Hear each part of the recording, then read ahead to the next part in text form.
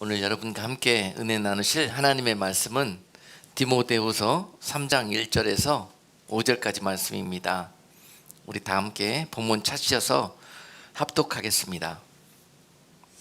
네가 이것을 알라.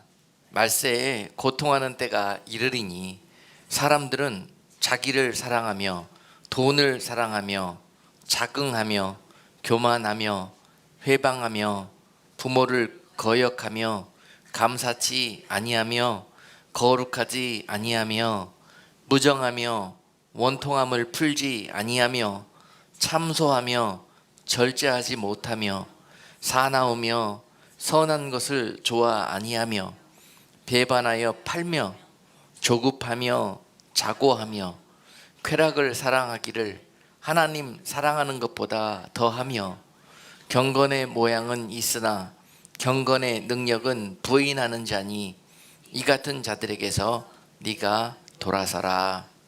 아멘. 오늘 본문 말씀을 통해서 말세에 고통하는 때가 이르리니 라는 제목으로 오늘 하나님께서 우리에게 말씀의 은혜를 주십니다.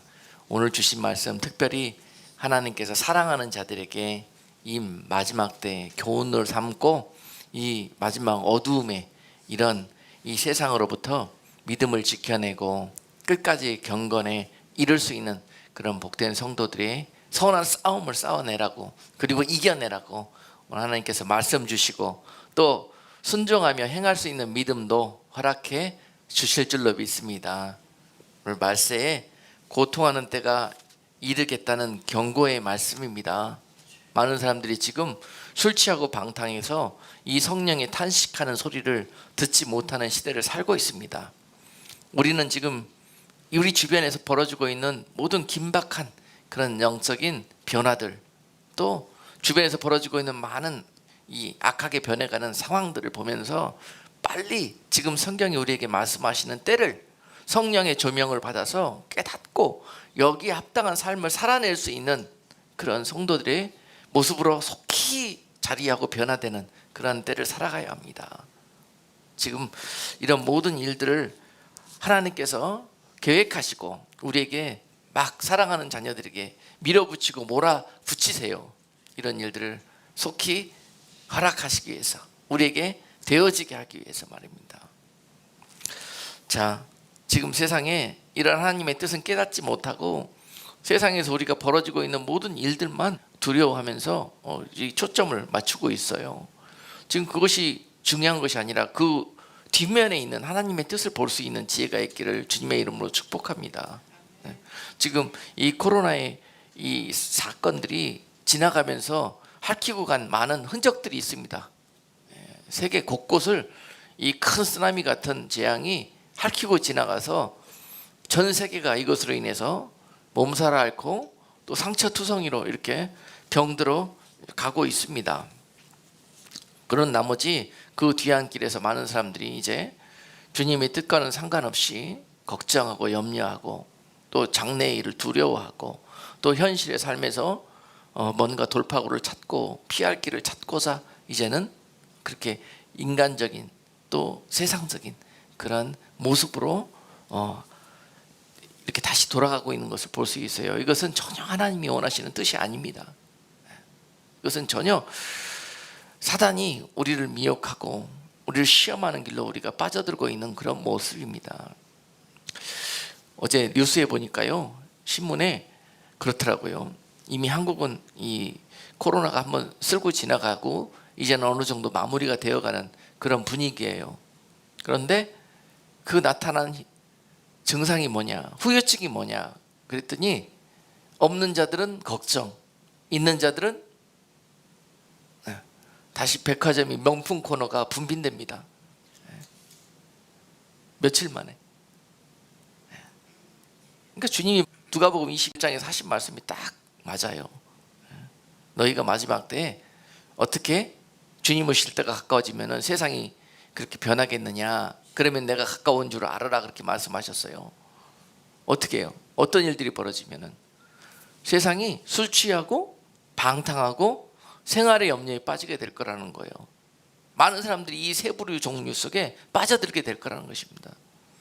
있는 자들은 어떻게 된다? 방탕하게 된다. 그리고 좀 안다 하고 본다 하고 됐다 하는 사람들은 그것으로 인해서 술 취하게 된다. 그것에 푹 빠져갖고 그것 속에서 살아가게 된다는 거예요.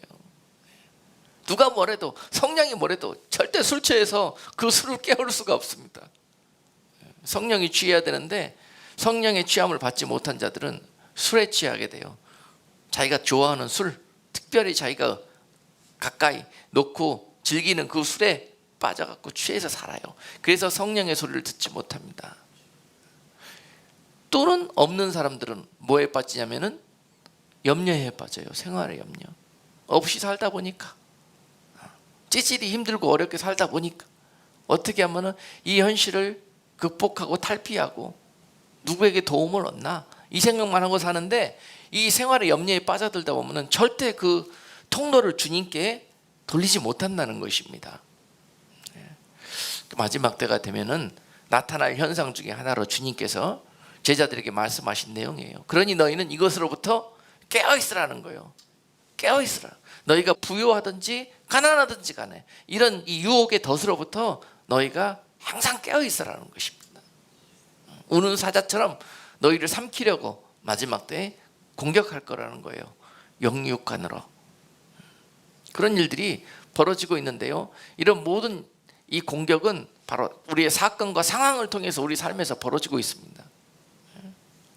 그 중에 하나가 바로 이 지금 벌어지고 있는 이 코로나 바이러스의 사태예요. 이런 일들을 통해서 하나님은 그 백성들이 영그러지기를 원하시고 이 일 뒤에 완전히 성숙되고 하나님만 바라보고 의지하고 구하는 그런 백성들로 돌아오는 모습을 기대하시고, 사단은 이 일로 인해서 그들이 완전히 하나님께로 떠나서 세상에서 고아와 가부처럼 유리방황하는 자로 걱정하고 근심하고 세상에 찌들려 살도록 그렇게 여러분들을 전락시키려고 이 사태를 보고 있습니다. 그래서 어떤 무리들은 방탕해서 벌써 명품 코너 찾아다니고 있고, 그동안에 써야 되는데 못 쓰고 있어가지고, 왜냐? 다 문 닫아버렸기 때문에. 그런데 이제 문이 열리고 나서 풀리니까는 아이고, 그동안에 쇼핑몰에서 그냥 막 굶주렸던 사람처럼 그렇게 가고, 어떤 이들은 이제 교회가 문 열었다는 소식이 들리니까 어디로 먼저 찾아오더라? 교회 예배하러 먼저 찾아오더라는 거예요. 여러분 정신 똑바로 차려야 돼요. 이제 갈리는 시대예요. 갈리는 시대. 내가 어디로 갈 것인가, 그냥 내 몸이 훈련되지 않으면 그냥 거기로 쫓아가게 돼 있습니다. 무서운 시대예요. 갈리고 있는 시대예요. 내 마음이, 내 몸이 지금 어디를 향하고 있는가. 무서운 시대입니다. 이제 한국에 어느 정도 상황이 마무리되면서 이런 일들이 벌어지고 있어요. 미국은 지금 한참 지금 이 바이러스가 이제 정점을 향해서 달려가고 지금 이제 꺾이기 시작했다고 그래요. 그 조금 있으면은 이 상황도 조금 진정이 될 겁니다. 그렇다면 이 미국, 이 땅은 어떻게 이 일 후에 변해진 모습을 보일까? 똑같이 저들처럼 있는 자들은 명품폰을 찾아가고 없는 자들은 생활의 염려와 근심에 빠져들까? 주님은 어디로 온데간데 없고 교회와 예배는 저 뒷전으로 물리쳐 놓고, 여러분 믿는 자들에게 이 일 후에 어떤 일이 벌어질겠어요? 이 일 후에 오늘 여러분께 말씀을 전하겠지만은 지금 이 시간에 하나님이 우리를 통해서 이렇게 다듬으시고 또 우리를 성장시켜 주시려는 그런 계획이 있으시거든요. 그런데 그렇게 순종하지 못하고 그 뜻에 합하지 못한 자들은 급격하게 은혜에서 떨어져서 저들처럼 넓은 길로 또 명품 코너로 또는 세상을 향해서 자기가 원하는 것들을 추구하기 위해서 달려나갈 것입니다. 많은 것들을 이 코로나 바이러스 사태가 우리로 변화하게 할 거예요. 그러면서 우리가 진짜인지 가짜인지가 드러나게 하실 것이고, 우리가 무엇을 쫓아 살았는지가 그냥 드러나게 되며 그것이 바로 심판이라는 사실을 알게 돼야 돼요. 내가 죽정이인지 가라지인지 바로 이 코로나의 바람이 나를 불어서 날아가게 하면은 나는 죽정이가 될 것이요. 온전히 이 바람에도 끝까지 주님 붙들고 이겨내는 자들은 알곡이라는 증거로 삼으실 것입니다. 이것은 그냥 한번 불어오는 바람에 불과해요. 앞으로도 많은 바람과 허리케인과 풍랑이 일게 될 것입니다. 자, 이것을 통해서 우리가 훈련되고 연단되어졌을 때 이 일 이후에 있을 어떠한 풍랑도 어떠한 시험도 능히 이겨낼 수 있는 그런 면역력이 우리 가운데 자리하게 될 것입니다. 할렐루야.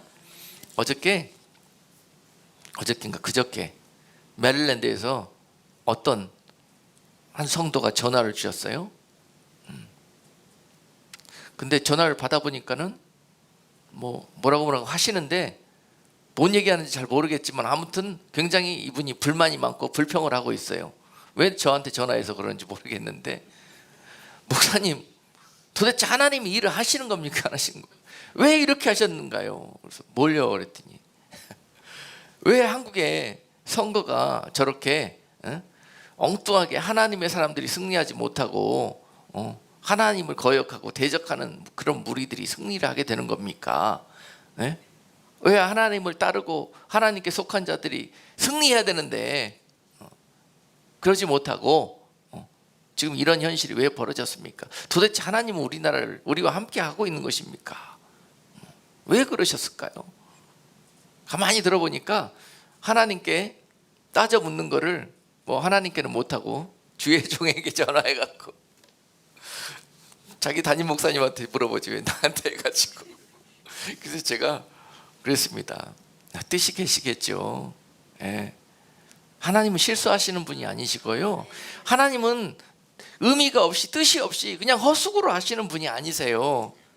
하나님이 그렇게 결정하셨을 때에는 거기에는 우리가 알지 못하는 장차 알게 될 그런 숨어있는 뜻이 있어요.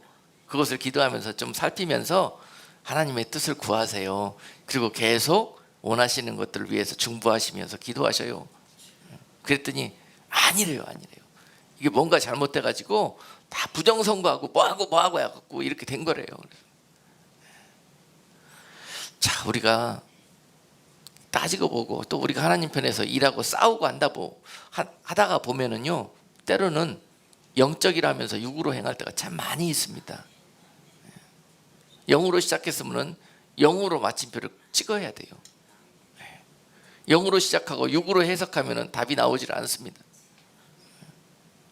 의욕이 앞서고요, 사람의 정열이 앞서기 시작하면은요, 이런 일들이 많이 벌어지게 되는데, 그때 기도하고 그때 하나님의 뜻을 구할 때 성령께서 간섭하시면은 알게 돼요. 항상 우리가 지금이 끝이라고 생각하기 때문에 그래요. 이 일 뒤에 있어 하나님의 뜻을 늘 분별하고 살필 줄 알아야 됩니다. 그러면 내 마음의 평강이 항상 지켜집니다. 흔들리지가 않아요. 시험 당하지도 않아요. 유혹에 넘어지지도 않습니다. 물론 저도 여러 가지로 인간적으로는 마음이 아픈 부분이 많고 안타까운 부분이 많이 있습니다. 그러나 결정권은 하나님한테 있어요. 아무리 그들이 속이고 그들이 아무리 부정을 저지르고 하는 이 모든 것들로 해서 그렇게 되어졌다 할지라도 그것을 허락하신 분은 하나님이세요. 허락하셨을 때는 하나님이 계획이 있으십니다. 계획이. 하나님은 사랑하는 자들에게 선으로 인도하기를 원하시는 분이세요. 그것이 선한 길이 될 것이기 때문에 그렇게 결정하셨다고 하나님을 믿고 신뢰하셔요. 그러면 믿음대로 신뢰하는 대로 역사하게 될 것입니다. 아멘. 좌절하고 낙심할 일이 절대 아닙니다. 여러분, 아직 끝나지 않았잖아요. 하나님은 우리와 여러분들을 위해서 일하고 계십니다. 지금도 살리시려고, 바꾸시려고 완전함으로 하나님의 시민으로 여러분들을 고쳐내고 말 것입니다. 그런 계획 가운데 거치는 과정에 불과합니다. 영의 눈을 열고 보면은 그렇습니다. 하나님은 이 땅에 세상의 정의와 평화를 구현하러 오신 분이 아니세요. 그렇죠? 까딱 우리가 이 부분을 잘못 해석하면은 예수님은 우리에게 이 땅에 오셔가지고 세상에 정말 배고프고 가난하고 병들고 또 압제당하고 하는 자들을 다 해방시키셔서 이 땅에서 완전한 이 세상의 평화, 이것들을 회복시키기 위해서 오셨다. 언뜻 들으면 맞는 말 같지요. 극히 예수님이 이 땅에 보내심을 받은 사건을 세상적으로, 인간적으로 해석하는 것입니다. 예수님이 이 땅에 왜 오셨습니까? 죽어 멸망에 빠질 하나님의 자녀들을 회복시켜서 영원한 하나님의 나라로 구원해 주시기 위해서 오셨어요. 그러기 위해서 오셔서 그들을 위해서 대신 그들의 죄값을 치르시고 돌아가셨고, 그러므로 생명의 문이 되어 주셨고, 그분은 다시 오셔서 그 문으로 들어오는 자들을, 믿음으로 나아오는 자들을 영원히 구원하시기 위해서 다시 오실 것입니다. 예수 그리스도는 우리에게 그런 분이세요. 이 땅에 오셔서 포로된 자들을 다 속박을 풀어주셔가지고 그 나라들을 다 독립시켜주고, 어려움 당하고 또 사기당하고 또 애매하게 고통당하는 자들을 다 그 대적들을 가서 다 때려 눕히시고 그 사람들을 다 세상적으로 회복시켜 주시고, 많은 사람들이 그걸 원합니다. 예수님께. 대표적인 그런 무리들이 누구였어요? 지금 우리가 종려주일 보냈고 부활주일 보냈지 않습니까? 대표적인 무리가 누구였습니까? 이스라엘 백성들 아니었습니까? 이스라엘 백성들이 예수님을 그렇게 기다렸어요. 메시아를. 그리고 예수님이 오셔서 그들의 소원대로 해주지 않고 세상적인 정의와 이 회복을 구현시키지 않고 오히려 희생당하라고 그러고 십자가에서 본인이 친히 그냥 돌아가시니까는 그들이 예수님을 버리지 않습니까? 여러분, 마지막 때 예수님을 세상의 정의와 평화의 사도로 기다리는 자들은 결국 그 유대인들처럼 예수님을 떠나게 될 거예요. 예수님은 그러한 우리들의 연약함을 가진 우리들을 구원하시기 위해서 오신 분이세요. 천국으로 데리고 가기 위해서 오신 것입니다. 세상적이고 육적이고 온통 그 생각뿐인 그런 멸망에 빠져야만 하는 우리들을 생각을 바꾸시고 하늘 백성으로 고치셔서 데려가기 위해서 오신 분이에요.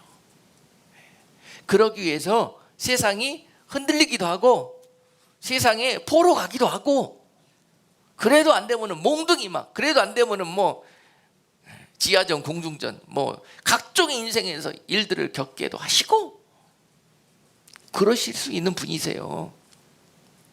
그런데 우리가 기다리고 있는 예수님은 절대 우리로 그렇게 만드시면 안 되는 분이에요. 우리는 그렇게 알고 있습니다. 우리가 그런 상황에 있을지라도 즉시 오셔서 우리를 건져내시고 고쳐내셔야 되는 분이라고 생각해요. 그런데 우리를 고치시고 건져내시기 위해서 주님은 오셨고 거기로 밀어넣으셔요. 주님은 왜? 목적이 뭐예요? 오신 목적이 우리를, 영혼을 살려내셔서 천국 백성으로 데려가기 위해서 그래요. 이것을 분명히 알면은 시험이 오지를 않아요. 감사가 나와요. 고난 중에서 이것이 오히려 하나님의 은혜라, 고난이 내게 유익이라 라는 고백이 나오게 되어 있어요. 우리의 영혼이 그렇게 고백하게 되어 있습니다. 감사해서. 주님이 이 땅에 오신 이유는 바로 그런 목적을 가지고 오셨습니다. 세상이 이것을 오해하기 때문에 많은 사람들이 시험에 빠지기도 하고 주님을 따르지 않습니다. 자기의 소원과 목적이 맞지 않기 때문에. 앞으로 세상은 오늘 본문 말씀처럼 말세에 고통하는 때를 향해서 달려가게 될 것입니다. 성경이 그렇게 말씀하고 계셔요. 주님 오실 때가 가까워지면은 세상에 벌어질 당연한 현상입니다. 오늘 본문에서 우리가 읽었던 이런 일들, 아니 어떻게 세상에 사람들이 이렇게 될 수가 있느냐, 하나님은 뭐 하시고 도대체 세상이 이렇게 되도록 왜 놔두시느냐 거예요. 별일들이 다 벌어집니다. 사람들이 자기를 사랑하며 돈을 사랑하며 자긍하며 교만하며 회방하며 부모를 거역하며 감사치 아니하며 거룩하지도 아니하며 무정하며 원통함을 풀지 아니하며 참소하며 절제하지 못하며 사나우며 선한 것을 좋아 아니하며. 아이 선하고 착한 것을 아예 좋아하지 않아요. 지금 세상이 그렇지 않습니까, 여러분? 예. 아 이것이 바른 길이에요. 이것이 선한 길이에요. 이야기하면 비웃습니다. 바른 길로 선한 길로 가다가 굶어 죽게요. 세상이 이렇습니다 지금. 아이 그렇게 착하고 선하게 살다가 어떻게 이깁니까? 그렇죠. 많은 그런 생각을 갖고 있어요. 그러나 하나님께 속한 자들은요, 그래도 선한 길로 착한 길로 갑니다. 그것이 승리의 길인 줄 알기 때문에. 세상은요, 저도 이기고 죽어도 사는 이치를 모릅니다. 지면 끝이고 죽으면 끝이라고 생각해요. 우리 부활절 지나면서 우리는 부활의 능력으로 거듭난 줄로 믿습니다. 예. 십자가를 지고 그 십자가를 의지해서 나가는 자들은 죽어도 사는 나라가 있고 잃어버려도 다 얻는 그런 하나님의 놀라운 세계를 믿음으로 볼 수 있는 눈이 열립니다. 이것이 믿음의 세계예요. 이러한 백성들로 우리를 거듭 살리시기 위해서 주님이 오신 거예요. 하나님의 나라의 법칙입니다. 세상 나라의 법칙은 죽으면 끝이고 망하면은 더 이상 일어설 수 없다고 생각하기 때문에 죽지 않으려고, 망하지 않으려고 그렇게 몸부림을 치면서 수단과 방법을 가리지 않고 이런 못된 짓을 하는 그런 때, 그것이 바로 말세에 나타나는 세상과 사람들의 현상이라는 것입니다. 그러니까 여러분 살면서 이제 그런 말씀 하지 마세요. 아, 사람이 왜 그렇게 그럴 수가 있어 도대체? 에? 사람이라면 어떻게 저럴 수 있어? 이런 소리들 많이 듣지 않습니까? 그런데 그런 소리를 듣게 되는 것은 당연한 일이다. 왜냐하면 지금은 주님 오실 때가 가까워진 때이기 때문에. 주님 오실 때가 가까워지면 세상이 어두워져서 별일들이 다 벌어진다. 별일들이 다 벌어져요. 사람들이 하나님 주신 그 아름다운 모습과 하나님의 영을 잃어버리고 마치 짐승들처럼 변화지는 사이. 그들이 사는 세상이 바로 딱 이렇습니다. 짐승과 같은 그렇게 변화해진 사람들이 사는 세상, 바로 오늘 본문 디모데후서 3장 1절로 5절까지 나와 있는 이 내용들이 벌어지고 있는 이유가 바로 사람이 짐승처럼 변화해지는 시대입니다. 그러니까 사람들이 왜 이러냐 이렇게 반문하지 마세요. 이런 현상들을 보면은, 이런 기가 막힌 일들을 보고 당하면은요, 아, 주님 오실 때가 멀지 않았구나, 이것을 볼 수 있어야 해요, 여러분. 그러면서 오히려 그것들로 기뻐하고 감사해야 돼요. 이미 성경은 우리에게 모든 것을 말씀하시고 계시하시고 가르치십니다. 구약시대에서 이런 일들을, 마지막 때 벌어질 일들을 이미 다 계시하시고 말씀하시고 샘플로 보여주셨어요. 모세를 통해서 종살이에 빠진 하나님의 백성들을 구원해내실 때 출애굽 사건을 기억해 보셔요. 어땠습니까, 여러분? 그 땅에 정말 듣지도 보지도 못했던 재앙들이 한두 개도 아니고 막 줄줄이 10가지가 막 쏟아져요. 근데 그것을 애굽 백성들만 당했냐? 그러면 세상이 그렇게 재앙이 쏟아지는데 어떻게 다 같이 재앙 가운데 놓이지 않아요? 자, 그런데 어떤 자들은 그것을 보고 두려워 떨지만 어떤 자들은 그것을 보고 어떻다? 주님이 우리를 구원하실 때가 가까웠구나, 이것을 볼 수 있어야 한다는 것입니다. 보세요. 피, 개구리, 이 쭉 나오다가 마지막에 뭐가 나옵니까? 9번째가 흑암의 재앙이 나오잖아요. 흑암. 그리고 10번째가 장자들이 죽음을 당하는 그런 재앙이 나오지 않습니까? 자, 10번째 재앙을 통해서 그 백성들이 출애굽의 은혜를 누리게 됩니다. 종살이에서 하나님이 구원해내시는 그런 사건이 바로 10번째 재앙 후에 벌어져요. 자, 그런데 하나님은 너무 중요해요. 이 10번째 재앙의 사건이. 내가 너희들을 구원해내시기 위해서, 너희들을 구원의 피를 준비하기 위해서 어린 양을 잡을 것인데 너희가 할 일이 있다. 너희가 할 일이. 그 피를 너희의 임방과 양 설주에 발라라. 너희가 할 일이다. 그것만큼은 너희가 순종해 줘야 되겠다. 하나님이 그 백성들에게 그냥 막 툭툭탁탁 보냅니다. 신호를. 네? 그걸 뭐라고 그러나? 암호 보냈나? 막 자기 편끼리 막 이거 있잖아요. 신호 주고받고 하면 하잖아요. 하늘에서 하나님이 장 온 세상이 노아의 때처럼 어두워지고 악으로 충만해 가는 것을, 간영되어 가는 것을 보면서 내가 이 땅을 멸해야 되겠다. 그러나 이 땅 가운데 여전히 아직 가운데 빛 가운데 거하고 있는 내 자녀들은 내가 지키리라. 그리고 그들에게 계속 신호를 보냅니다. 피하라, 피하라. 유황불이 떨어질 것이니 피하라, 엎드려라. 그런데 못 알아들어요. 지금 막 유황불을 부으셔야 되는데 못 알아들어요. 안 피해요. 하나님 얼마나 답답하시겠습니까?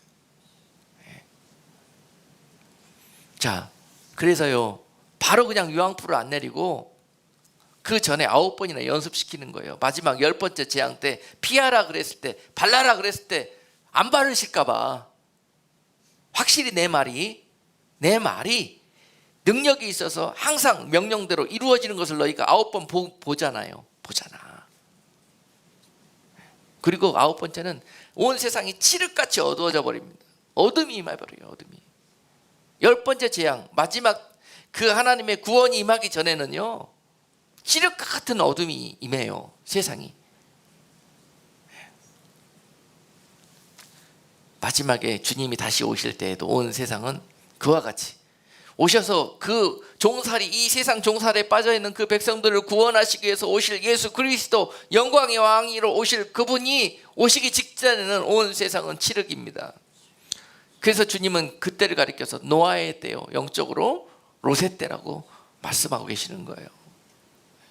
그런 일들이 있은 후에 주님이 오십니다. 여러분, 주님은 언제 오신다고요? 성경에서 이런 있을 일이 다 있겠다고 하신 일 후에 오신단 말입니다.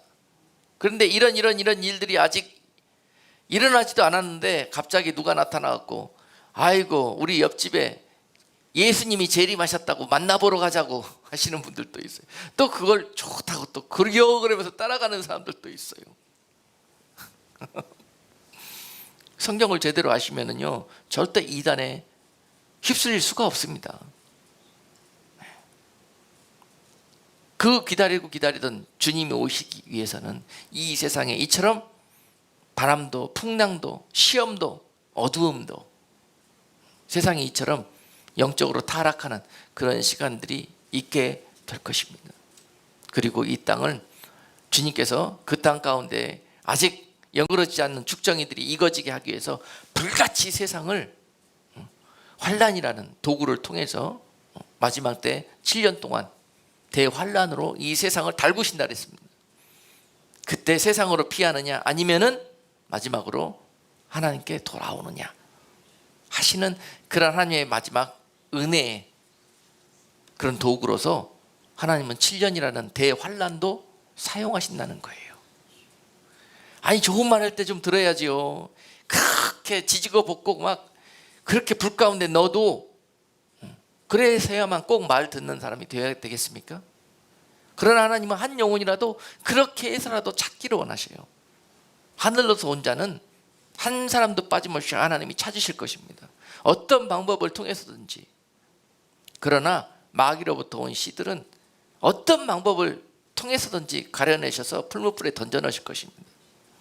지금 이런 일들이 우리 가운데 벌어지고 있어요.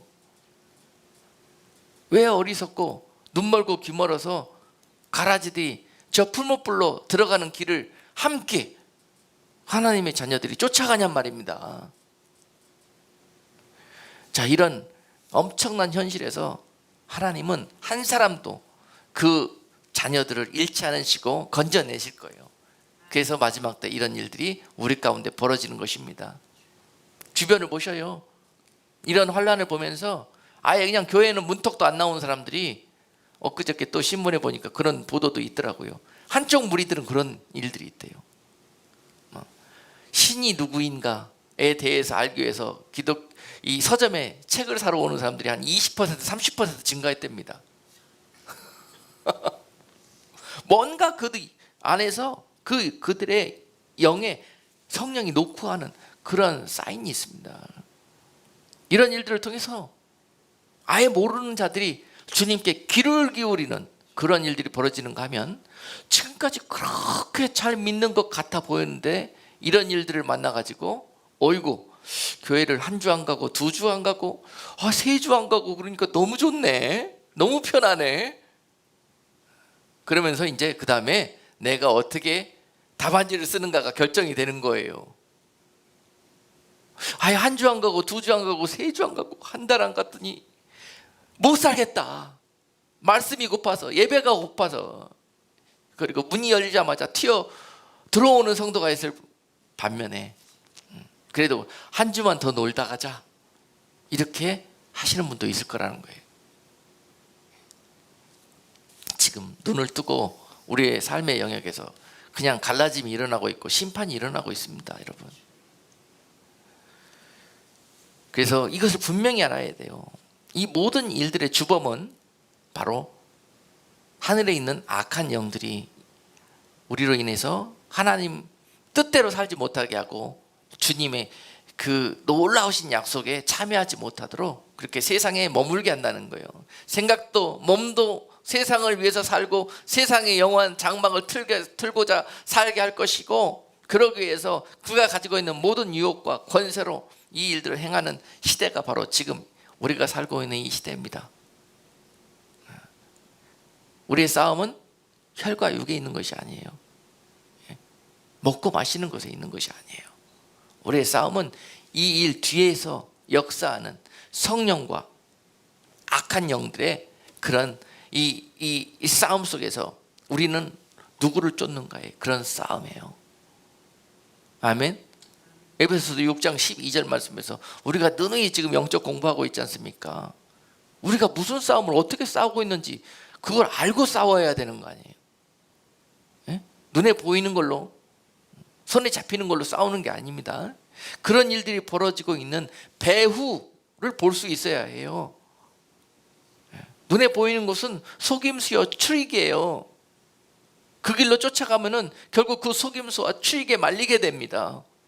왜 저들이 이런 계획을 쓰느냐를 볼 수 있어야 해요. 그리고 그 계획 뒤에 있는 저들이 악한 뜻을 보고 이것을 능히 피하고 능히 이겨낼 수 있어야 되는 것이에요, 여러분. 그래서 이 에베소서 6장 12절 말씀에 의하면은 이 하늘에 있는 악한 영들이 이 세상의 권세 잡은 자들 아닙니까? 마지막 때 하나님께서 그들에게 권세를 줘서 마치 사단에게 욥을 시험하게 허락했듯이 너희가 권세를 줄 테니까 마지막 때 내 백성들을 마음껏 한번 시험해봐라.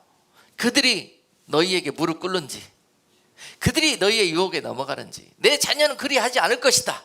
하나님 여러분들을 보시면서 욥에게 기대하셨던 것처럼 그렇게 여러분들을 기대하시고 사단에게 잠시 그 권세를 준 것입니다.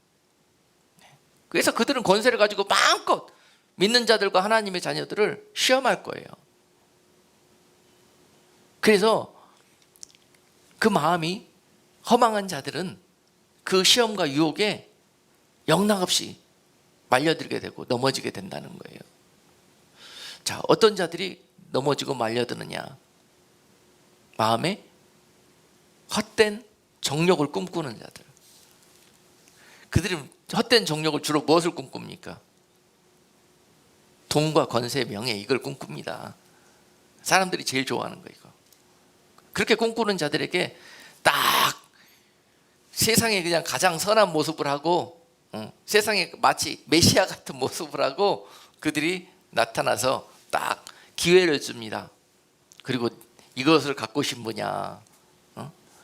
그래서 그냥 너 업주, 내가 그것을 원합니다라고 하면은요, 조건이 있느니라.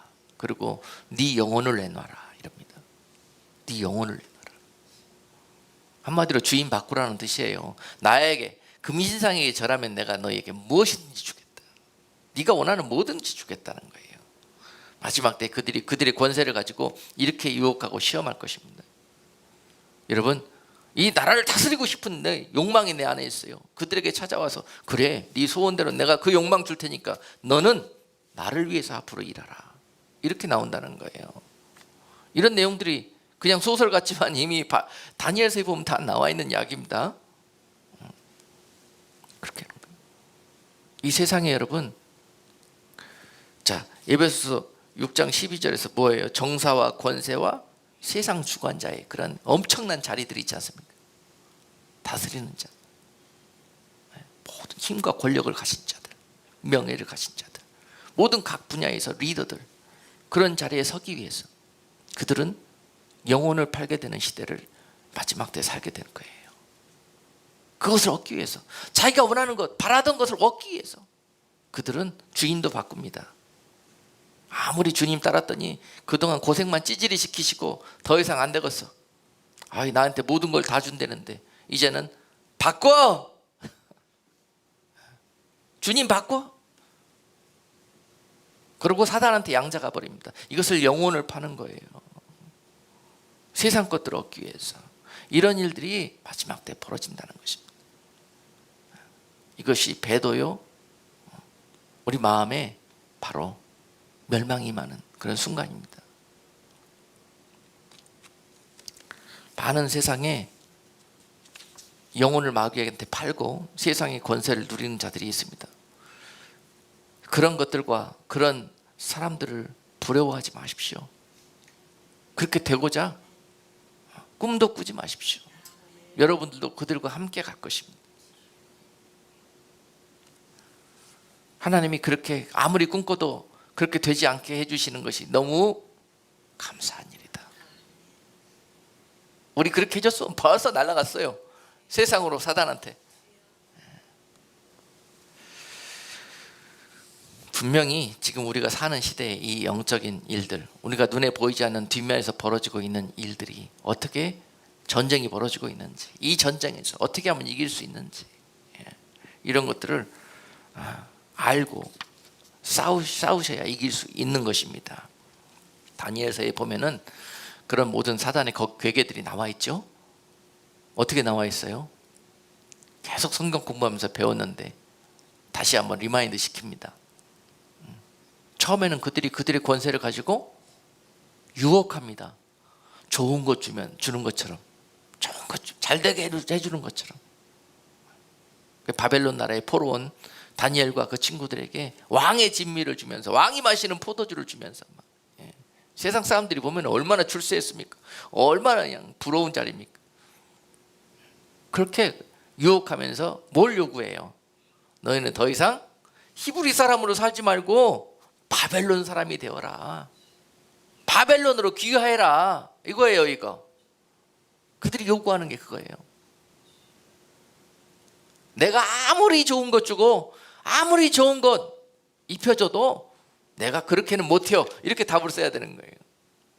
나는 그거 안 먹어. 나는 식물만 먹어도 하나님이 나를 이처럼 아름답게 지켜주실 거야 라는 그런 답을 할 수 있는 여러분들이 될 수 있기를 주님의 이름으로 축복합니다. 그런 시대가 지금이에요. 예?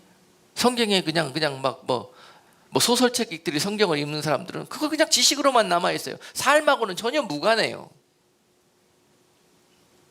여러분, 그동안에 배우고 깨달은 모든 하나님의 말씀을 이제 삶에서 이 성령의 열매로 결실하시는 여러분들에게 주님의 이름으로 축복합니다. 열매가 결실될 때에는 그 만난 잘 익은 과일이 열리도록 뜨거운 햇볕이 내렸자는 거예요. 그 환난과 고난과 이 뜨거운 햇볕을 맞은 그런 나무가 아름다운 만난 과일을 결실하게 되는 것입니다. 이 그냥 엄청난 환난과 시련의 떼약볕이 우리 삶에 내려진다 할지라도 이것이 바로 하나님이 나를 연결게 하여서 정말 알곡으로 만난 그런 잘 익은 과일로 추수하기 위해서 지금 나에게 이런 은혜를 베풀어 주시는 것이구나 라고 이렇게 고백할 수 있는 믿음의 눈이 여러분께 있기를 주님의 이름으로 축복합니다. 그리고 그들은 그래도 안 넘어가면 어떻게 한다? 풀무불. 사드락과 메삭과 아벳노고가 금시상에 절하라는 그런 느부갓네살 왕의 뭐예요? 이거는 회유가 아닙니다. 이거는 권유가 아니에요. 이거는 강제예요. 그렇지 않으면 너희를 죽이리라. 풀무불 속에 7배나 극렬히 타는 풀무불 속에서 너희를 죽이리라는 그런 협박이에요. 위협이에요. 너희가 그래도 예수 버리고 나를 따르지 않아? 그러면은 강제로 바꾼단 말입니다. 강제로. 예수 부인하게 한다는 거예요. 그리고 나한테 강제로 절하게 무릎 꿇린다는 거예요. 그렇게 굴복하지 않으면 죽인다는 거예요. 자, 그런 시대가 바벨론 시대예요. 바벨론 시대. 그들이 어떻게 답을 썼습니까? 그런 환경에도. 그리 아니하실지라도. 내가 이렇게 끝까지 믿음의 길을 걸으면은 주님께서 나를 도우시고 인도하실 것입니다. 나는 그리 하지 않을 것입니다. 설령 내 주님께서 나를 구원하시지 않고 당신들로 풀무불 속에서 내가 다 죽는 한이 있어도, 그럴지라도 주님이 나를 구원하시지 않을지라도 나는 그럴 수가 없습니다. 차라리 죽겠습니다. 이 풀무불 속에서. 아멘. 이런 고백이 이 마지막 때 필요한 때를 우리는 살고 있다는 것입니다. 이런 담대함이 있어야 끝까지 이런 엄청난 유혹과 핍박 속에서, 고난 속에서 믿음을 지키고 승리할 수 있다는 거예요. 결국 그들이 이런 아름다운 마음을 가지고 선한 마음, 착한 마음, 하나님 보시기에 이런 마음을 가졌는데, 자, 이런 마음을 가졌으면 하나님 보시기에 얼마나 예쁩니까? 얼마나 귀합니까? 그러면은 풀무불로 떨어지려고 그럴 때 딱 문을 막으시고 못 떨어지게 막아주셔야지요. 그런데 그들이 떨어졌습니까? 안 떨어졌습니까? 떨어졌어요. 설령 떨어진다 할지라도 여러분, 할렐루야, 아멘. 네. 스데반 집사가 그 날아오는 돌에 맞아 그 선한 일을 하고도 죽어가면서도 그렇게 하나님을 원망하지 않고 할렐루야, 아멘 했을 때 하늘의 문이 열려버리지 않습니까? 그들이 그 풀무불 속에 떨어지면서도 하나님을 찬송할 때 하나님께서 하나님의 천군과 천사를 보내서 그 풀무에서 그를 불이 사르지도 않도록, 불꽃이 그들을 태우지도 않도록 지키시는 것을 우리가 보지 않았습니까? 이 일 뒤에 있을 일들을 보자고요. 풀무에 떨어졌다고 해서 끝나는 것이 아니에요, 여러분. 자연의 법칙은 거기서 죽을 수밖에 없지만 하나님의 나라의 법칙은 살 수도 있습니다. 우리는 이런 것들을 지금 배우고 있는 시간이에요. 다니엘은 어땠습니까? 다니엘 끝까지 굴하지 아니하고 저들의 계계에 빠지지 아니하고 그들의 계계가 무엇인지도 알면서도 불구하고 하나님이 나로 이렇게 하는 것을 기뻐하실 것이다. 끝까지 그는 구베라에서 하나님 앞에 기도하고 하나님 앞에 어떤 일이 있어도 마치 이 일로 인해서 왕이 나를 죽일지라도 나는 하나님이 기뻐하시는 일을 이 순간 하겠다고, 그가 계속 하던 대로 성전을 향해서 기도하고 있었을 때 그는 사자굴로 향할 수밖에 없었습니다. 그런 아름다운 다니엘을 하나님이 사자굴을 막으시고 지켜주셨습니까? 아니지요. 결국 사자굴에 이 일로 인해서 떨어지게 됐습니다. 그러나 사자굴에 떨어졌는데 그 안에서 보통 사람 같으면 그 굶주린 사자가 벌써 삼켜도 몇 번은 갈기갈기 찢어놨을 텐데도 불구하고 사자가 감히 다니엘을 삼키지 못합니다. 놀라운 일들이 벌어진 거예요. 사람들은 이해할 수가 없습니다. 왜냐? 하나님은 살아계시기 때문에 그렇습니다. 저들은 살아계신 하나님을 모르기 때문에 이해가 안 됩니다. 이것이 바로 하나님의 나라요. 이 마지막 어두워진 때에도 이처럼 하나님께 속하여 서서 하나님의 빛을 비추고 있는 자들에게 세상에 하나님의 살아계심을 나타내고 그들을 통해서 세상을 인도해내실 것입니다. 아멘. 우리 고난과 모든 현재의 상황들을 두려워하고 염려하지 마시자고요. 이런 일들로 훈련하기 위해서 지금 모든 상황들이 펼쳐지고 있는 것이다. 이런 것입니다. 앞으로 이 코로나 사태가 지나고 나서 우리 가운데 벌어지게 될 일들이 있습니다. 벌어지게 될 더 세고 더 어둡고 더 짐승 같고 더 정말 악랄하게 그렇게 그런 계획들을 가지고 이 세상이 바람이 몰아칠 것입니다. 이 일 후에. 그러나 하나님의 은혜로 연단되고 이미 하나님의 그런 모든 계획 가운데 이 일 뒤에 있을, 또 벌어지고 있는 모든 일 뒤에 있는 하나님의 뜻을 분별하여 나가시는 여러분들에게 다니엘을 지켜주셨듯이, 또 다니엘의 친구들을 지켜주셨듯이, 세상은 풀무불이요 사자굴일지라도 그곳에서 타지도 않을 것이요 사자에게 삼키움을 당하지 않는 그런 놀라운 일들을 여러분들이 경험하시면서 날마다 살게 되실 것입니다. 더 크게. 네. 믿음대로 됩니다. 하나님의 나라는 믿음의 나라예요. 10년대로 결실하는 나라입니다, 여러분. 지금 이 순간 이런 일들이 상황 가운데 우리는 무엇을 믿고 무엇을 심어야 되는가가 너무너무 중요한 시대입니다. 지금 이번 일들 위에 또 앞으로 2020년부터 계속 될 일들이 있어요. 지금 세상은 이 코로나 사태가 이제 곧 종식될 것이다, 이제 수그러들었다 이렇게 보고 있지만은요, 또 일각에서는 세상 사람들도 그렇게 보고 있어요. 올 겨울이, 가을이 지나면서 겨울이 오면서 다시 이 재앙이 시작될 것이다, 나타나게 될 것이다 라고 예상을 하고 있어요. 근데 그것이 더 무섭다는 것이에요. 더 무섭게 변종되어져 있는 그런 바이러스로 이것이 자라나서 또 우리 삶을 덮칠 것이다. 이것은 더 큰 팬데믹에 이르게 될 것이다 라고 전문가들이 예측하고 있습니다. 왜냐하면 지금 종식된 것이 아니에요. 잠시 수그러든 것 뿐입니다.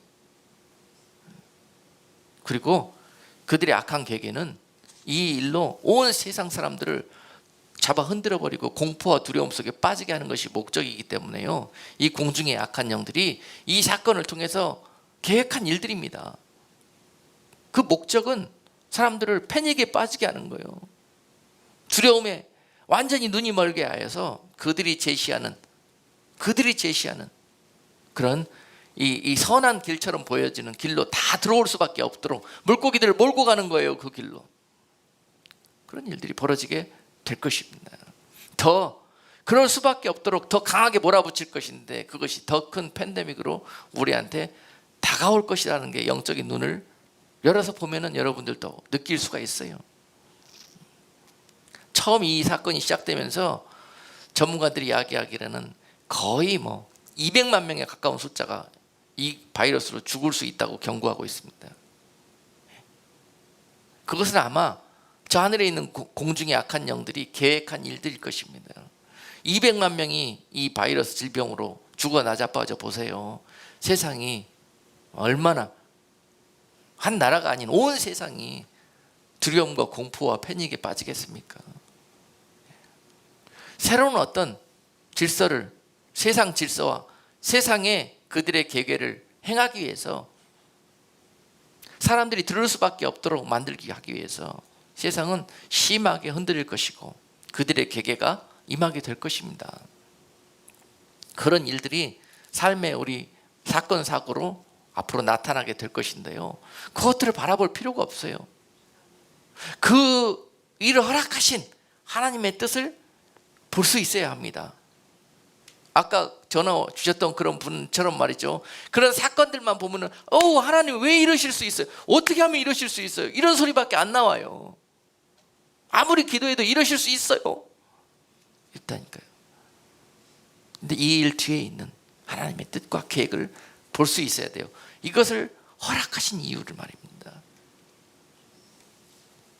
그래서 이 일 뒤에 있을 일들을 종합 결론적으로 말씀드리자면은, 신 바벨론 그런 제국이 다시 그 서막이 시작되게 될 것이다. 마지막 때 성경에서 경고하고 있는 그런 하나님의 나라가 임하지 못하도록 막아서는 바벨론, 마지막 사단의 나라, 그 나라가 강력하게 서게 될 것이다라는 것입니다. 온 세상이 강력하게 하나로 통합된 상태에서 하나님의 나라가 이 땅에 발도 붙이지 못하도록 견고한 세상 나라를 구축할 것입니다. 이 일들이 눈에 가시적으로 드러나는 그러한 일들을 우리가 보게 될 것입니다. 이 일 뒤에 있을 일들이에요. 그래서 신바벨론 시대가 본격적으로 그 서막이 열리게 될 것이다. 그런 구체적인 모습은 마치 이런 모습일 거예요. 한 우리 2001년도인가요? 911이 2000년도인가요? 네. 거의 20년 전 이 사건이 돼버렸네요. 미국에서 911 사건이 일어났을 때를 한번 상상해 보세요. 그 911이 일어나고 난 다음에 미국이 20년 동안 어떻게 변화해 왔는지를 한번 돌이켜 보세요. 그 일 이후로 미국은 어떤 이 테러로부터 나라를 보호하기 위해서 철저하게 이 나라가 어떤 이 시큐리티 시스템이 들어오게 되었습니다. 새로운 홈랜드 시큐리티라는 그런 나라의 강력한 그런 통치, 그 다음에 이 보호 시스템이 들어오게 되었고, 그 홈랜드 시큐리티를 통해서 온 나라는 이 컨트롤되고 통제되고 또 이런 모든 것들이 운영되게 되었어요. 완전히 911 전과 후의 상황은 바뀌게 되었습니다. 이 미국의 모습이 모든 것들이 변화됐어요. 만약에 911이라는 사건이 없었다면은 지금 미국이 이처럼 통제된, 그리고 하나로 어떤 그 힘으로 인해서 이렇게 나라가 쭉 이렇게 제도를 바꾸고 시스템을 바꾸고 하는 것들을 거부했을 거예요. 미국이라는 나라가 워낙 보수적이기 때문에. 그렇지만 그런 사건을 딱 접하게 난 다음에 국민들의 마음은 이렇게 하자 그랬더니 박수를 보냅니다. 박수를 보내요. 자, 여러분, 이 코로나 사태가 있기 전과 후에 온 세상의 모습은 마치 911과 미국의 변화된 모습과 비슷하게 흘러가게 될 것이다. 코로나 사태 이후 온 세상은 어떤 통제된 어떤 원 월드를 추구하는 강력한 이 힘이 나타나서 이런 전 지구적인 재앙을 통제하고 막으려면, 예방하려면 이러한 시스템이 필요합니다라고 제시하게 될 것입니다. 그리고 향후로 급격하게 지금의 미국의 모습처럼 온 세계가 그런 원 월드로, 하나의 그런 지구적인 그런 나라로, 세상 나라로 그렇게 견고하게 그렇게 시스템을 구축해 나가는 그런 모습들이 드러나게 될 것입니다. 이 일 후에 있을 그들의 목적이고 계획인 것이에요. 이것을 하기 위해서는 그 사건이 필요한 거죠. 있어야 되는 것이죠. 자, 이 사건이 있었으니 앞으로 그들의 계획대로 그렇게 하늘에 있는 악한 공중의 영들이 도모하는 일들이 벌어지게 될 것이라, 이런 이야기입니다. 그래서 전 세계가 하나의 감시 통제 사회로 그렇게 시스템을 견고히 세워가고 굳혀나가는 그런 일들이 조만간에 우리 현실로 다가온다. 이런 일들에 하기 위해서 필요한 것들이 이제 기술적으로나 또는 그 모든 것들이 준비가 되어져 있어요. 여러분 잘 아시는 4차 산업혁명, 요새 4차 산업 이야기 많이 들어보셨죠? 바로 이 4차 산업은 우리를 급격하게 바벨론 시대에 살게 하도록 그렇게 만들고 말 것입니다. 이 4차 산업, 여러분들 기도만 하셔가지고 이게 뭔지 잘 모르실 건데 제가 간단히 소개해드리면은 이 4차 산업은요, 한마디로 바벨론의 특징이 뭡니까? 창세기 11장에 나온 바벨론의 특징은 사람의 문화가, 사람의 지식이 극도로 자라나가지고 자기네들이 하나님처럼 살 수 있고 하나님 없이도 살 수 있고, 아니 하나님이 있으면 안 되기 때문에 하나님을 거역하고 대적하기 위해서 세운 나라가 바로 바벨론이에요. 바벨론. 그러기 위해서는 하나님도 막을 수 있는 그런 강력한 힘과 지식과 문화와 이런 모든 것들이 그들에게 있는 거예요. 기술이, 바벨탑을 쌓을 수 있는 기술이, 하나님보다 더 높아질 수 있는 기술이 있는 거예요. 이 4차 산업혁명을 통해서 온 세상은 이 바벨론의 기술을 갖게 될 것입니다. 바벨론의 문화가 도입되게 될 것입니다. 이미도 바벨론이 문화가 세상을 휩쓸고 있지만 더 강력하게 자리하게 될 것인데요. 그 4차 산업혁명으로 인한 각 분야에서 이런 모습들이 어떻게 나타날 것이냐. 그래서 보면은 그 4차 산업을 통해서 온 세계가 원월드로 되는 그러한 길을 가게 될 것인데 어떤 방법을 통해서요? 정보통신 분야에서는 어떤 혁명이 일어날 것인가? 5G 시대라고 들어봤죠, 여러분? 5G 시대. 지금 우리 셀폰 5G 셀폰 나오고 있지 않습니까? 정보통신에 있어서 상상을 초월하는 그런 초고속화, 다량의 정보를 정말 빠른 시대에 주고받을 수 있는 정말 우리가 꿈꾸던 획기적인 시대가 이제 도래하게 된다는 거예요. 5G 시대를 통해서. 그것으로 인해서 많은 장점과 또 유익이 있지만은요, 그것만 세상은 이야기합니다. 그런데 그것이 오게 되면은 그 일 후에 있을 그 뒤에 있는 암울한 현실들도 우리가 볼 수 있어야 돼요. 그것으로 인해서 많은 영육 간의 폐해를 사람들이 받게 될 것입니다. 그러나 당장은 우리 셀폰 여러분 기억해 보셔요. 불과 제 기억에 10년도 안 됐습니다. 한참 스마트폰이 세상에 나온다 그래가지고 시끌시끌했지 않습니까? 그래서 이것을 가져야 되느냐 말아야 되느냐. 저도 물론 반대하던 사람 중에 하나였지만은 아무리 반대했어도 저는 셀폰 지금 날마다 주머니에 넣고 하루에 이것을 몇 수십 번씩 만지는지 모릅니다. 반대하던 사람이 생활이 이렇게 변해버렸어요.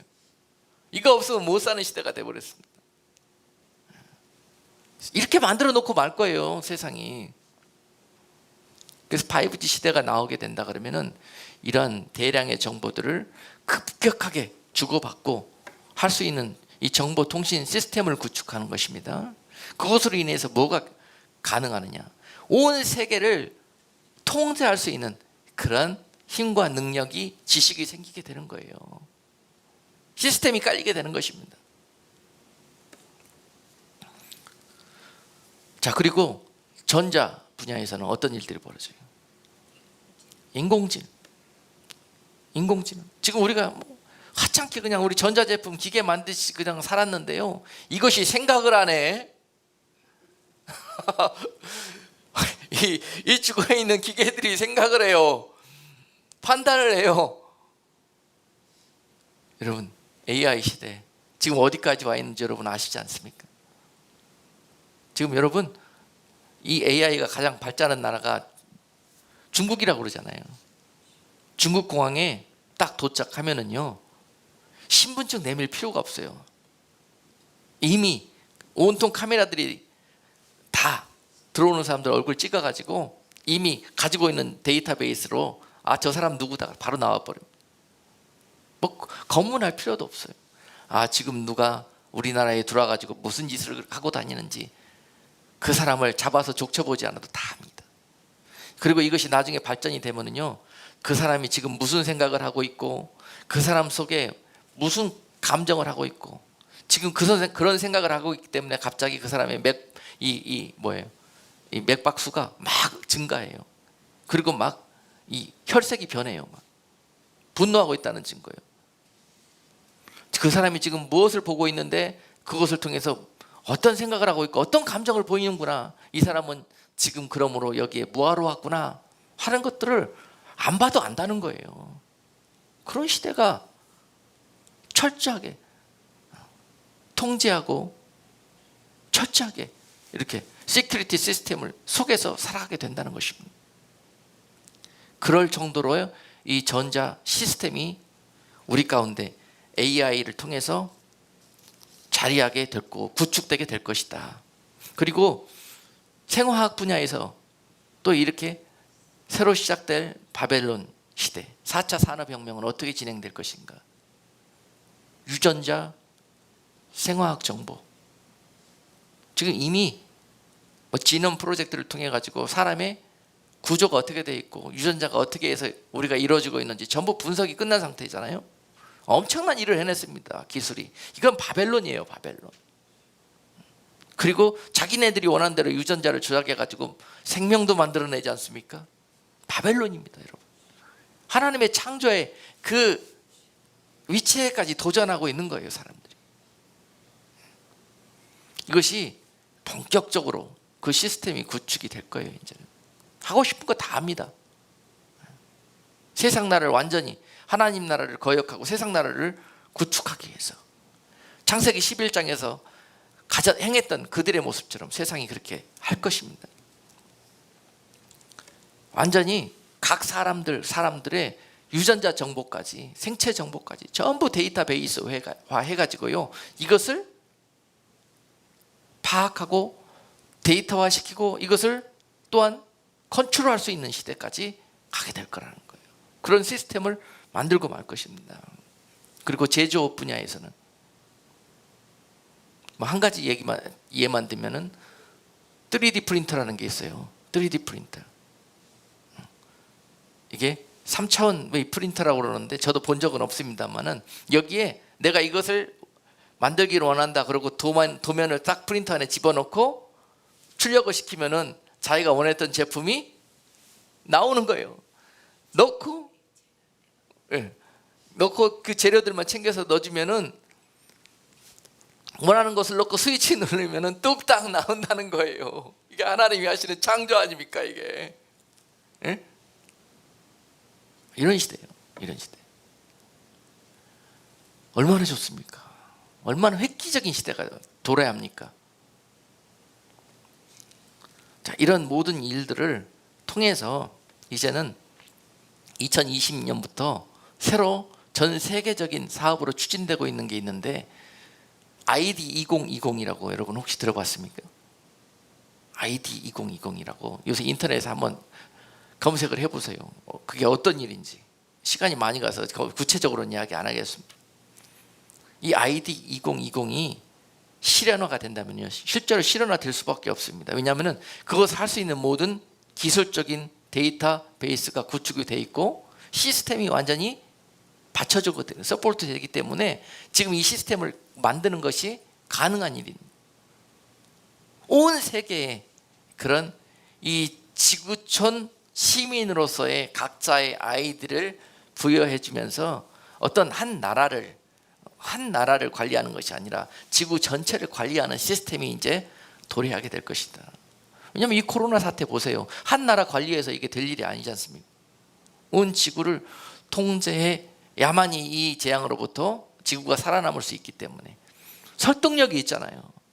그렇게 하자 그러면 온 세계가 9/11 사태 이후처럼 박수.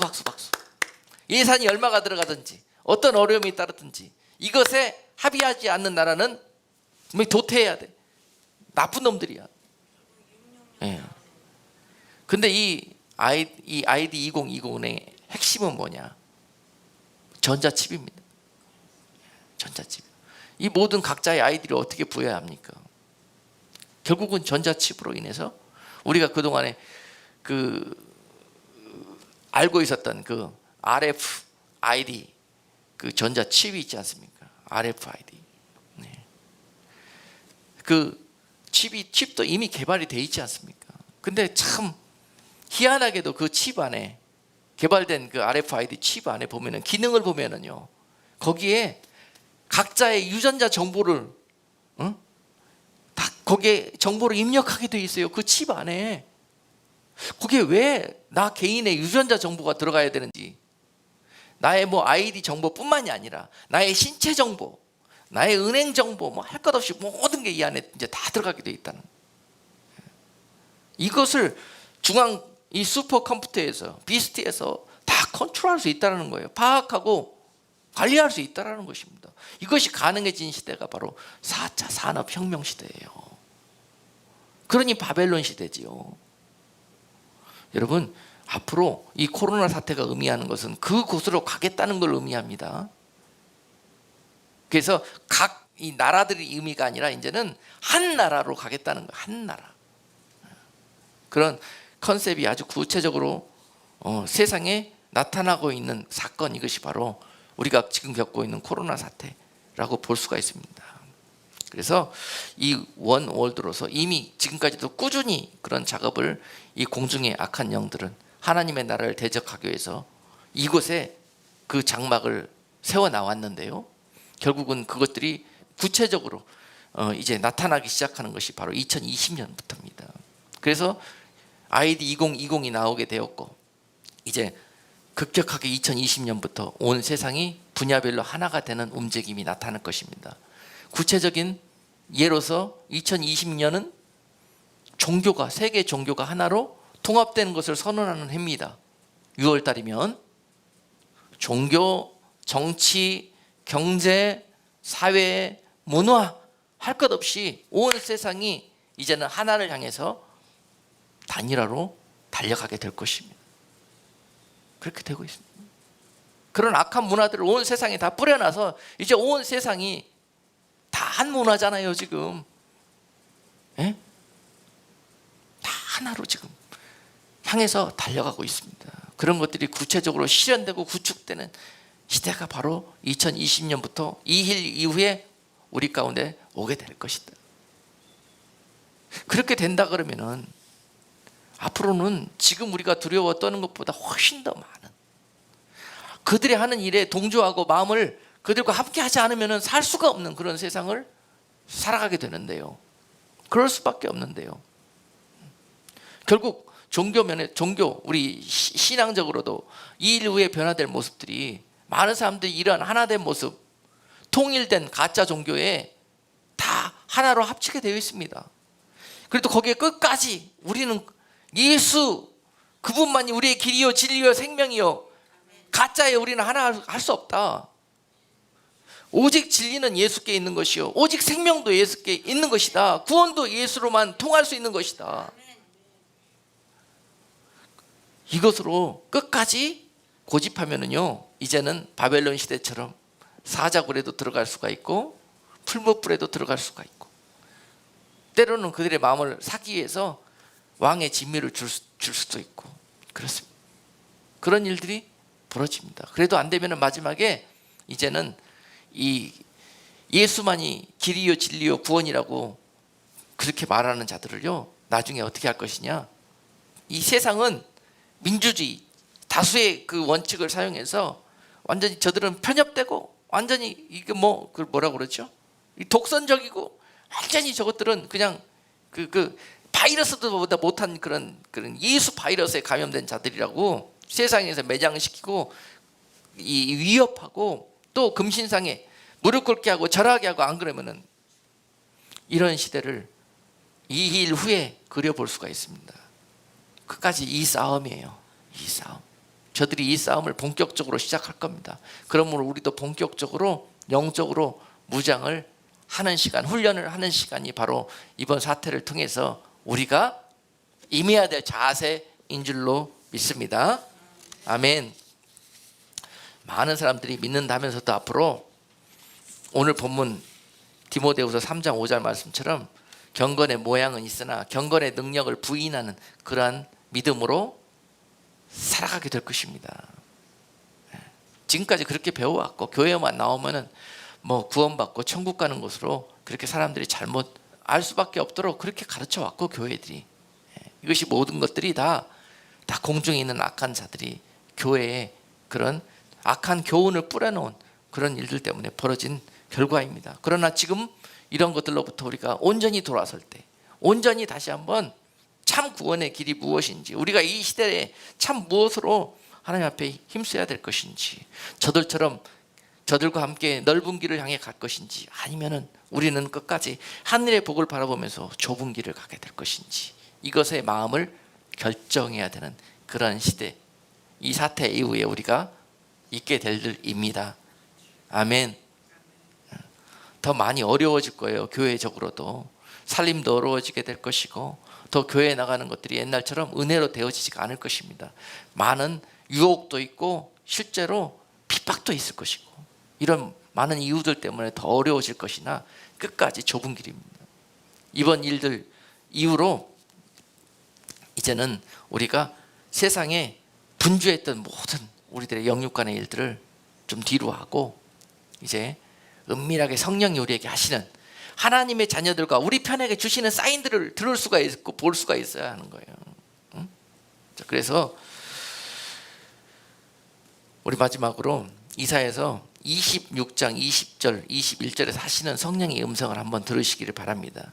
이사야서 26장 20절로 21절 말씀에 내 백성아 갈지어다 내 밀실에 들어가서 내 문을 닫고 분노가 지나가기까지 잠깐 숨을지어다. 보라 여호와께서 그 처소에서 나오사 땅의 거민의 죄악을 벌하실 것이라. 땅이 그 위에 잦았던 피를 드러내고 그 살해당한 자를 다시는 가리우지 아니하리라. 하나님이 이 피로 얼룩지고 죄로 물든 이 땅을 이제 심판하시기로 작정하시고요, 이렇게 그 백성들에게 말씀하고 계십니다. 내 백성들아, 내 백성들아, 너희가 잠깐 밀실에 들어가서 내 문을 닫고 하나님의 분노가 지나가기까지 잠깐 숨어 있을지어다. 이렇게 말씀하시는 거예요.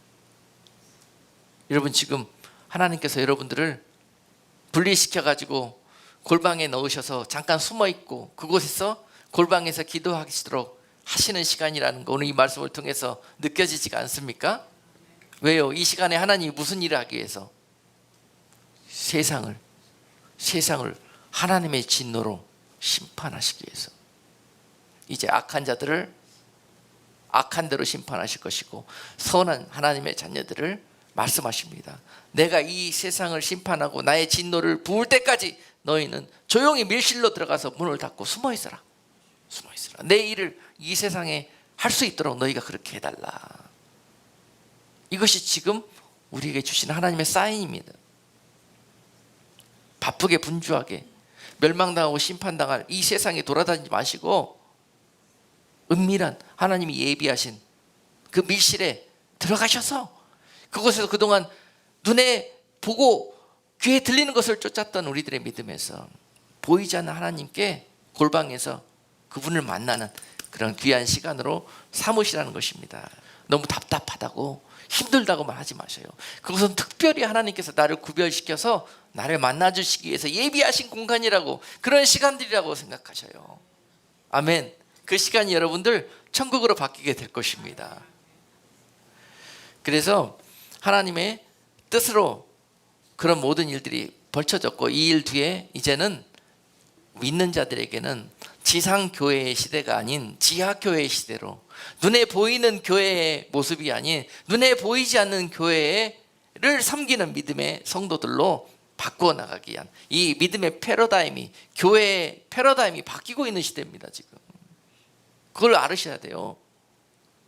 이제 지상에 눈에 보이는 교회 예배, 교회 이 신앙을 추구하던 우리들의 모든 지난 삶에서 눈에 보이지 않는 무형의 교회, 언더그라운드 처치, 이 속에 임재하시는 성령과 여러분 1대1로 교통하시고 그분을 만나시고 그분의 인도하심과 보호하심과 공급을 받는 그런 시간으로 접어들었다는 것입니다.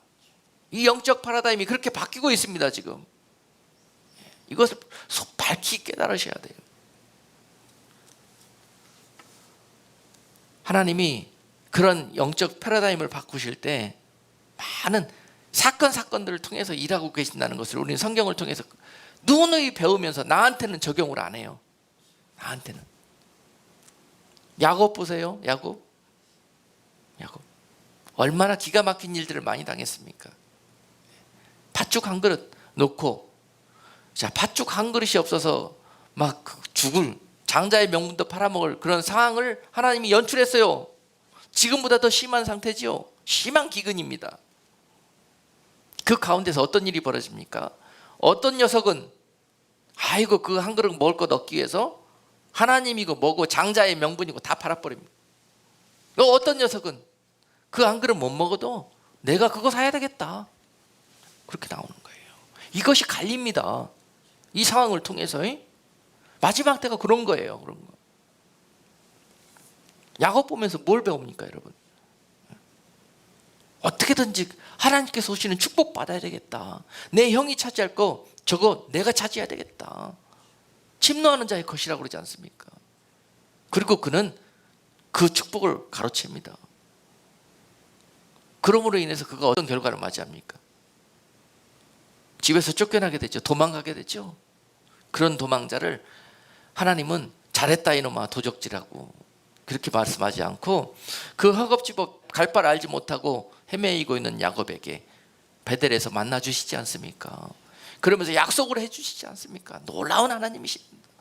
기뻐하십니다. 하나님의 나라를 침노에 들어가시고 사모하셔요. 훔쳐서라도 하나님의 나라를 사모하셔요. 마지막 때 그런 거예요. 여러분들은 마지막 때 무엇을 붙들래? 무엇을 믿고 무엇을 따를래? 누구를 따를래? 이겁니다. 이거 에서가 될래? 야곱이 될래?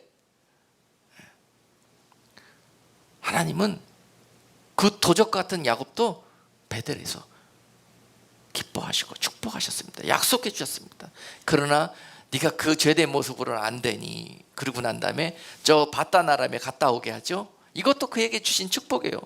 엄청나게 사기당하고 엄청나게 힘든 종살이 시간이었는데 그 14년이 그에게 꼭 필요했던 시간인 거예요.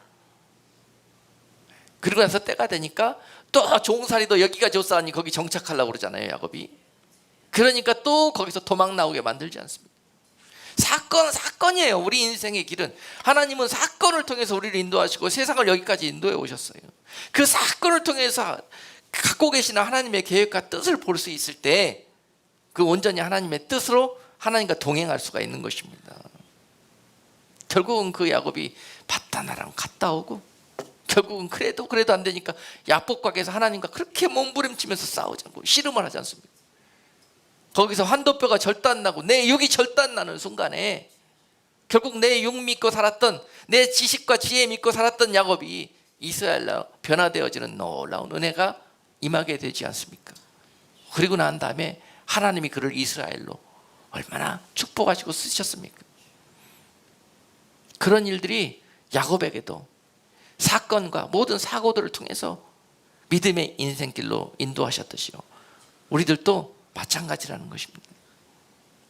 여러분, 눈에 보이는 혈과 육을 보지 마시고 사건과 모든 주변에서 벌어지고 있는 일들을 보지 마시고 그 뒤에서 일하고 계시는 하나님의 뜻, 하나님의 섭리, 하나님의 약속, 이것을 보고 능히 이 시험과 어둠의 때에서 이겨내시고 하나님의 영광에 이룰 수 있는 여러분 모두가 되시기를 주님의 이름으로 축복합니다.